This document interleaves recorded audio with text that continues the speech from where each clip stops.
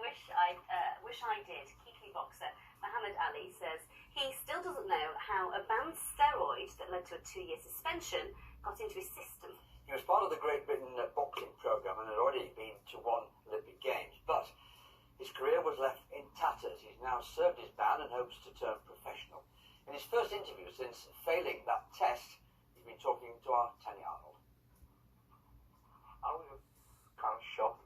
I was at the GB boxing programme when I found out, and went to the coach and I just thought, what's this?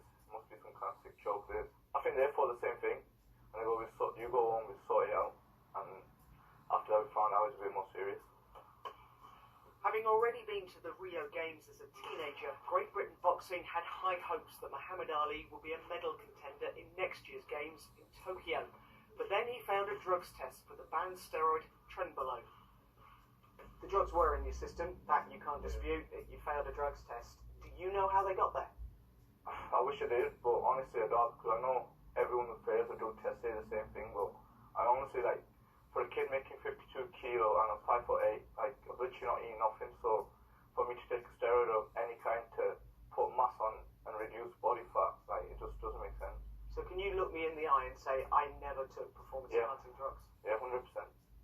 I've never taken nothing. 2 weeks before his failed test, he'd passed one after a competition in London. The failed one was in Morocco, and he wonders if he ate contaminated meat while he was there. Even the governing body in handing down his ban acknowledged he didn't take the substance with the intention to cheat. So how tough was it to deal with all of that?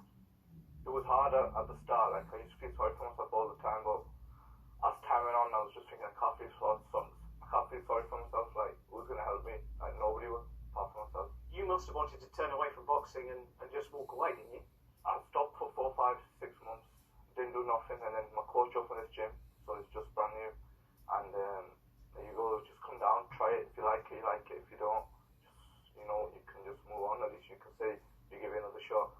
Next month he has an interview with the British Boxing Board of Control to get his licence back. If that goes well, he hopes to have his first professional fight later this year. Do you think that you'll ever persuade people that you never did this? I think some people maybe, some people nah. I think they'll be stuck in their head, I'm a drug cheat, but it is what it is. We all go through rough